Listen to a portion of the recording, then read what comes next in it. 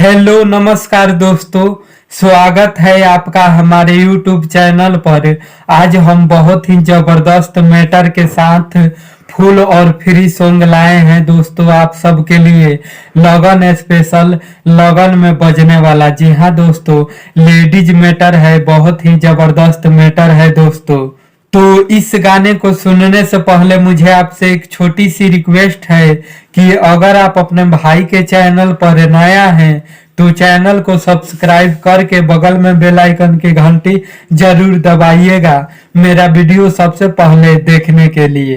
तो चलिए दोस्तों, देरी ना करते हुए आज का सॉन्ग को देखा जाए और सुना जाए कैसा है। अब मिले ना कबो हम आईब, चाह के भी ना तोहार हो पाईब। अब मिले ना कबो हम आईब, चाह के भी ना तोहार हो पाईब। सुना सुना यार कलो दोसर जोगाड़ होता, शादी ससुरा चल जाइब। सुना सुना यार कलो दोसर जोगाड़ होता, शादी ससुरा चल जाइब। चल जाइब होता शादी ससुरा चल जाइब। हमारा लाजोनियोब भरी हो तू हो, तोह से मिलब अब तो हो ये गुनाह हो। हमारा लाजोनियोब भरी हो तू हो, तोह से मिलब अब तो हो ये गुनाह हो। भैनी दोसरा के हम वाइफ, तोहर देहल कुछ अब ना खाइब।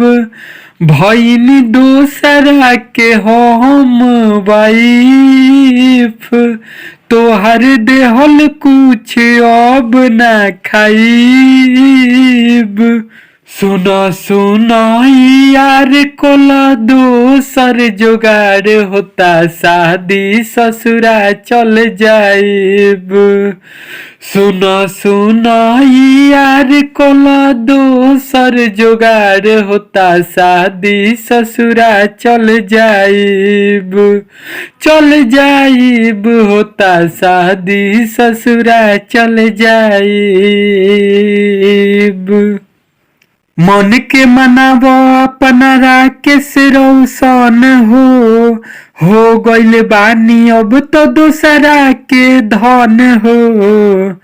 मन के मनावो अपना राकेश रोशन हो गइल बानी अब तो दूसरा के धन हो। भूल जा तू हमके तोह के भूल जाइब, प्यार को के नाही रिक्स उठाइब।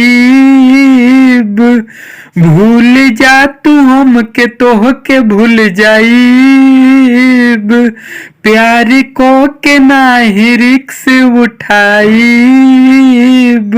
सुना सुना यार कोला दोसर जोगाड़ होता, शादी ससुरा चल जाइब। सुना सुना यार कोला दोसर जोगाड़ होता, शादी ससुरा चल जाइब।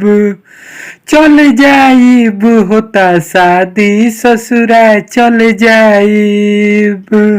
तो कैसा लगा दोस्तों आपके भाई का सॉन्ग, कमेंट करके जरूर बताइएगा। अगर सॉन्ग अच्छा लगा है तो वीडियो को लाइक करना ना भूलिएगा दोस्तों, और चैनल पे पहली बार है तो चैनल को भी सब्सक्राइब जरूर कीजिएगा मेरा वीडियो सबसे पहले देखने के लिए। तो मिलते हैं दोस्तों अगले वीडियो में नए हिट गीत के साथ, तब तक के लिए नमस्कार, बाय बाय दोस्तों।